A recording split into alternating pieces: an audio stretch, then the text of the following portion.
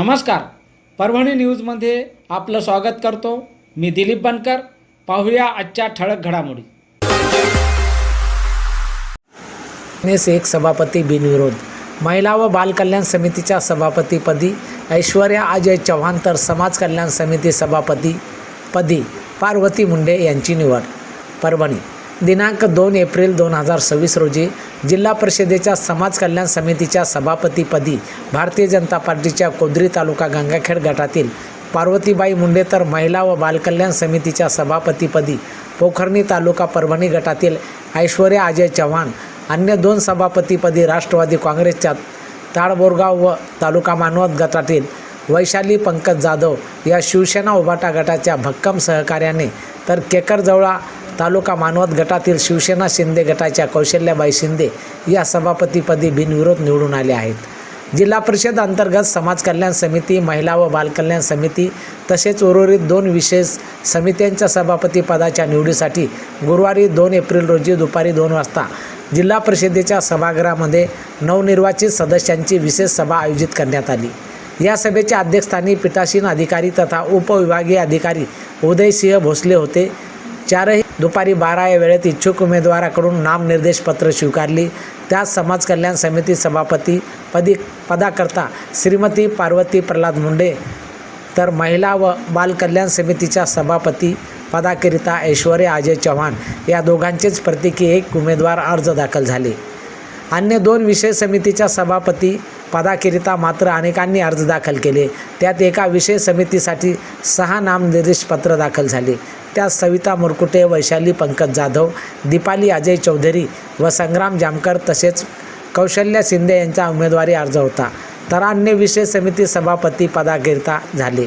त्यात सुनीता आनंद भरोसे, माणिकराव हरकळ, सरूबाई शंकर जाधव, ऐश्वर्या अजय चव्हाण व कौशल्याबाई तुकाराम शिंदे यांच्या अर्जाचा समावेश होता. पीठासीन अधिकाऱ्यांनी अर्जाची छाननी केली, पात्र उमेदवाराची यादी जाहीर केली व सभा सुरू झाल्याबरोबर उमेदवारी अर्ज माघारी करता मुदत बहाल केली. नक्कीच मी अजय माधवराव चव्हाण, मी भारतीय जनता पक्षाकडून पक्ष नेतृत्वाच्या नेतृत्वाखाली मी पोखर्णी गटातून निवडणूक लढवली होती आणि माझ्या कुटुंबाला या संस्थेचा जुनाच अनुभव आहे. मागची 3 टर्म आमच्या काकांनी, माननीय आदरणीय धोंडराव चव्हाण साहेबांनी ते प्रतिनिधित्व केलेलं आहे.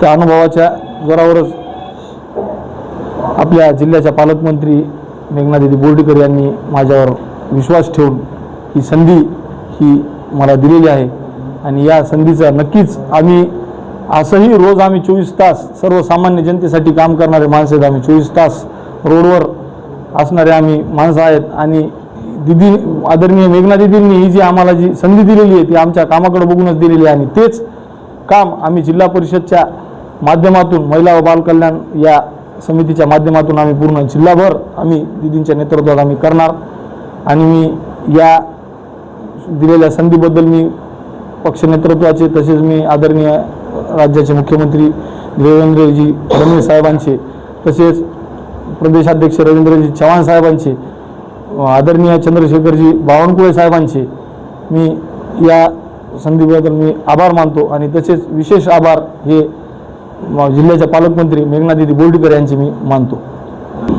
जे काही महिला समाज कल्याण जे काही महिला व बाल कल्याण समिती अंतर्गत जे काही विविध योजना असतील, केंद्र शासनाच्या असतील, राज्य शासनाच्या असतील, त्या ग्रामीण भागापर्यंत शेवटच्या घटकापर्यंत पोचवण्यासाठीच ही जबाबदारी आम्हाला दिलेली आहे पक्ष नेतृत्वानं. तर आम्ही या दिलेल्या संधीचं सोनं हे नक्कीच केल्याशिवाय आम्ही राहणार नाहीत आणि याचा 100% पक्षाला आणि जिल्ह्यातील भारतीय जनता पक्षाला याचा नक्कीच फायदा होईल. याचा आम्ही वेळोवेळी विचार करून त्याच्यासाठीच आम्ही अहोरात्र आम्ही त्याच्यासाठीच काम करणार आहोत.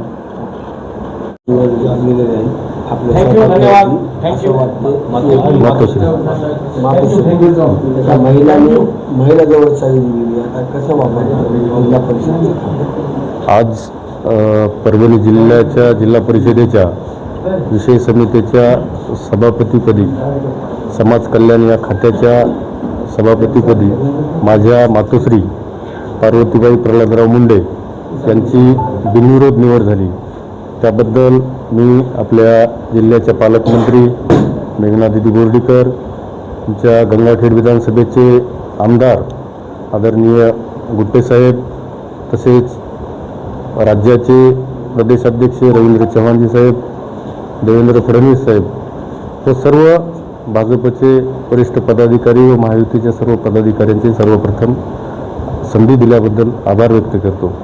माझ्या मातोश्री 2010 पासून सरपंच पद, मी स्वतः पंचायत समिती असे कृषी उत्पन्न बाजार समिती संचालक पद असे विविध पदं घेऊन व एक सामान्य जनतेची सेवा करून आज आम्ही इथपर्यंत पोहोचलेलो आहोत.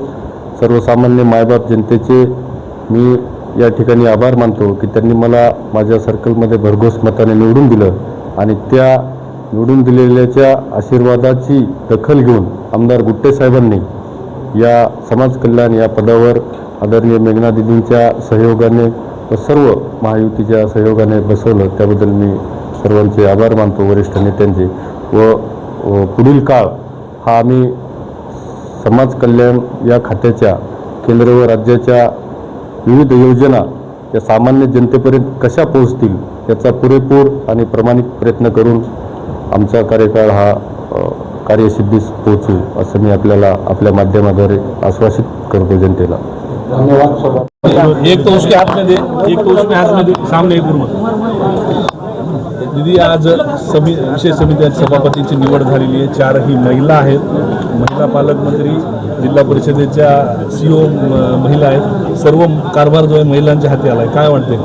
हे बघा, एकूणच आपल्या जिल्ह्यामध्ये 54 पैकी 38 महिला निवडून आलेल्या आहेत. त्यामुळे 50%पेक्षाची जास्तीची मर्यादा आपल्या जिल्ह्याने ओलांडलेली आहे आणि महिलांचं राजकारणामधलं जास्तीत जास्त प्रमाण हे निश्चितच ज्या अर्थाने पंतप्रधान नरेंद्र मोदीजी, मुख्यमंत्री देवेंद्र फडणवीस साहेब खऱ्या अर्थाने विमेन लेड डेव्हलपमेंटची भाषा करतात, ती खऱ्या अर्थाने प्रत्यक्षात येताना आपल्याला दिसते. आणि आपल्या जिल्ह्यामध्ये सुद्धा एवढ्या मोठ्या संख्येने महिला आपले सदस्य झालेल्या आहेत. एवढ्या मोठ्या आता सभापती, अध्यक्ष हे सगळ्या महिला झालेल्या आहेत. मला खात्री आहे, मला विश्वास आहे की जिल्ह्यामध्ये महिलांच्या नेतृत्वामुळे निश्चितच जिल्हावासियांना जे अपेक्षित काम आहे ते उभं आहे.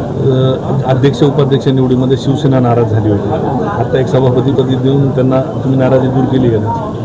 नाही बघा, आमच्या नेत्यांनी महायुतीचा फॉर्म्युला राबवला पाहिजे, तो अंमलात आणला पाहिजे, ह्या सूचना मला पालकमंत्री म्हणून दिल्या होत्या आणि त्या सूचनेचं आम्ही तंतोतंत पालन केलेलं आहे. आणि त्यावेळेस त्यांची थोडीशी नाराजी होती, पण ठीक आहे, तेवढ्यापुरतं वाईट वाटतं. पण आम्ही शेवटी महायुतीमध्ये एकत्र आहोत. राज्यामध्ये सत्ता महायुतीची आहे, त्याच्या पद्धतीने या ठिकाणी सुद्धा सगळ्यांच्या एक विचाराने काम होणार आहे.